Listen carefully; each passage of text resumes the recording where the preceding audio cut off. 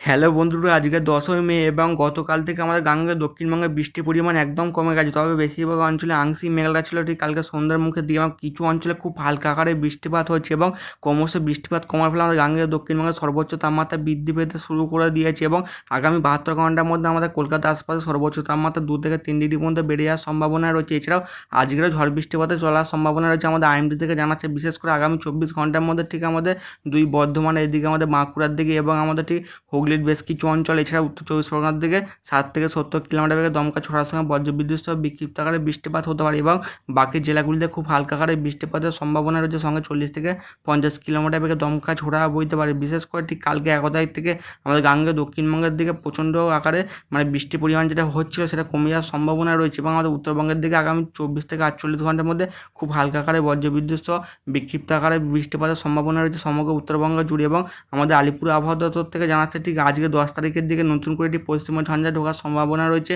আমাদের উত্তর ভারতের দিকে। এবং আমাদের আলিপুর আবহাওয়া দপ্তর থেকে জানাচ্ছে ঠিক 11 তারিখের দিকে দক্ষিণ পশ্চিম বঙ্গোপসাগরের দিকে একটি নিম্নচাপ সৃষ্টি হওয়ার সম্ভাবনা রয়েছে এবং নিম্নচাপটি শক্তি বৃদ্ধিও করার সম্ভাবনা রয়েছে। বিশেষ করে ঠিক 11 তারিখের দিকে ঠিক তামিলনাড়ু উপকূল বরাবর ঠিক এইখানে একটি নিম্নচাপ অক্ষরেখা তৈরি হওয়ার সম্ভাবনা রয়েছে।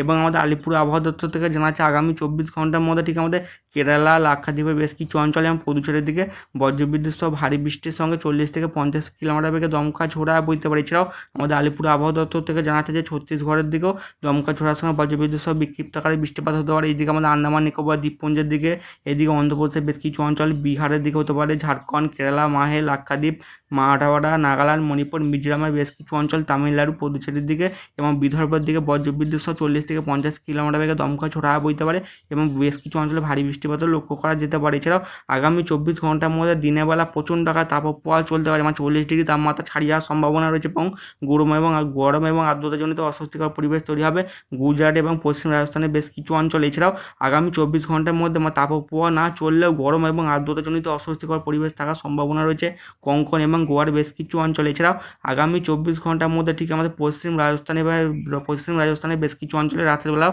প্রচণ্ড আকার তাপপ্রবাহ প্রচণ্ড আকার গুমোট এবং গরম এবং আর্দ্রতাজনিত অস্বস্তিকর পরিবেশ থাকার সম্ভাবনা রয়েছে।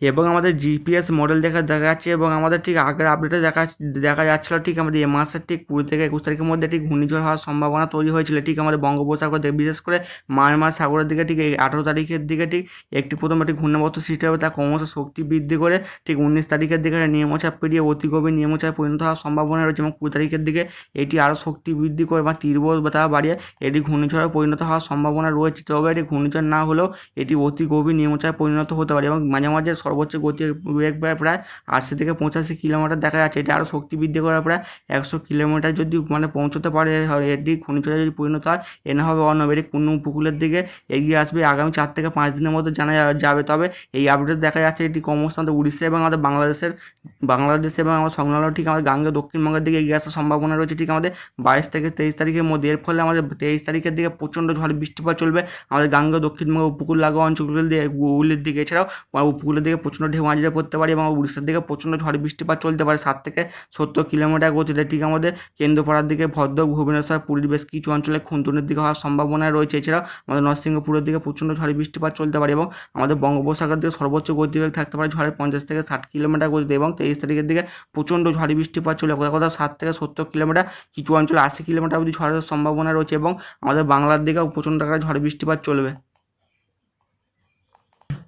এবং আমাদের ইসিএম ডাব্লিউএফ মডেল দেখা যাচ্ছে যে বেলা 11টার দিকে আমাদের উত্তরবঙ্গের দার্জিলিং এবং কালিম্পংয়ের দিকে বজ্রবিদ্যুৎ সহ বিক্ষিপ্ত ভারী বৃষ্টিপাত হতে পারে। বিশেষ করে আমাদের গ্যাংটকের দিকে হতে পারে, এদিকে মাতেলির দিকে হওয়ার সম্ভাবনা রয়েছে। এছাড়া আমাদের ঠিক আমার ধূপগুড়ের দিকেও হালকা থেকে মাঝারি বজ্রবিদ্যুৎ সহ বিক্ষিপ্ত আকারে বৃষ্টিপাত হতে পারে এবং আমাদের উত্তরবঙ্গের দিকেও আজকে সর্বোচ্চ তাপমাত্রা একটু হলেও বৃদ্ধি পাবে এবং আমাদের মধ্য ভারত দিকে প্রচণ্ড আকারে গরম পড়ার সম্ভাবনা রয়েছে। এবং আজকে দুপুরের পর থেকে ক্রমশ আমাদের গাঙ্গেয় দক্ষিণবঙ্গে আংশিক মেঘলা আকাশ বেড়ে যাওয়ার সম্ভাবনা রয়েছে। তারই মধ্যে পশ্চিমের কয়েকটি জেলাতে বজ্রবিদ্যুৎ সহ বিক্ষিপ্ত আকারে বৃষ্টিপাত হতে পারে। বিশেষ করে বাঁকুড়া, জামশেদপুর, এদিকে আমাদের ধানবাদের বেশ কিছু অঞ্চল এবং ঝাড়খণ্ড এবং বিহারের দিকে হওয়ার সম্ভাবনা রয়েছে, এদিকে পাটনার দিকে হতে পারে এবং আমাদের উড়িষ্যার দিকে বজ্রবিদ্যুৎ সহ বিক্ষিপ্ত ভারী বৃষ্টিপাত হতে পারে এবং বাংলাদেশের উপকূল লাগোয়া অঞ্চলগুলি ঝালকাঠির দিকে, ঢাকার দিকে, চট্টগ্রামের দিকে বজ্রবিদ্যুৎ সহ বিক্ষিপ্ত ভারী বৃষ্টিপাত হতে পারে। তারই মধ্যে আমাদের পূর্ব রাজ্যের দিকে বজ্রবিদ্যুৎ সহ ভারী বৃষ্টিপাত হবে, বিশাখাপত্তনমের দিকে বজ্রবিদ্যুৎ সহ বিক্ষিপ্ত ভারী বৃষ্টিপাতের সম্ভাবনা রয়েছে। এবং আজকের পিরিয়ড ঠিক আমাদের সোমবারের দিকেও আমাদের গাঙ্গেয় দক্ষিণবঙ্গে বৃষ্টির পরিমাণ কমে যাবে। তারই মধ্যে কিছু অঞ্চলে খুব হালকা হালকা আকারে মাঝারি বৃষ্টিপাতের সম্ভাবনা রয়েছে আমাদের 24 পরগনার বেশ কিছু অঞ্চলে। এবং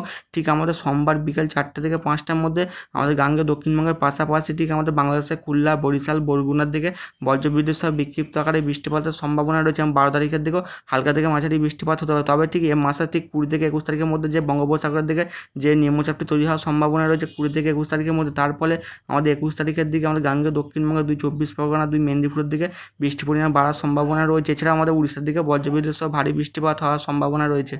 এবং আজ সকাল থেকে আমাদের গাঙ্গেয় দক্ষিণবঙ্গে প্রচণ্ড আকারে রোদ উঠেছে এবং খুব হালকা আকারে আংশিক মেঘলা রয়েছে এবং তারই মধ্যে প্রচণ্ড গরম আর্দ্রতাজনিত অস্বস্তিকর পরিবেশ তৈরি হওয়ার সম্ভাবনা রয়েছে ঠিক 11টা থেকে ঠিক দুপুর 2টো থেকে 3টের মধ্যে। তারই মধ্যে কিছু অঞ্চলে বজ্রগর্ভ মেঘের সৃষ্টি হওয়ার সম্ভাবনা রয়েছে। তারই ফলে ঠিক বিকেল 5টা থেকে ঠিক সন্ধ্যা 7টা থেকে 8টার মধ্যে বেশ কিছু অঞ্চল কালবৈশাখী ঝড়ের সম্ভাবনা রয়েছে এবং প্রচণ্ড আকারে গুমোট গরম পড়ার কারণে মেঘ ক্রমশ ঘনীভূত হওয়ারও সম্ভাবনা রয়েছে। তারই ফলে প্রচণ্ড ঝড় বৃষ্টিপাত চলবে এবং যদি বৃষ্টিপাত ভারী ধরনের হয় তাহলে তাপমাত্রা কমার সম্ভাবনা রয়েছে।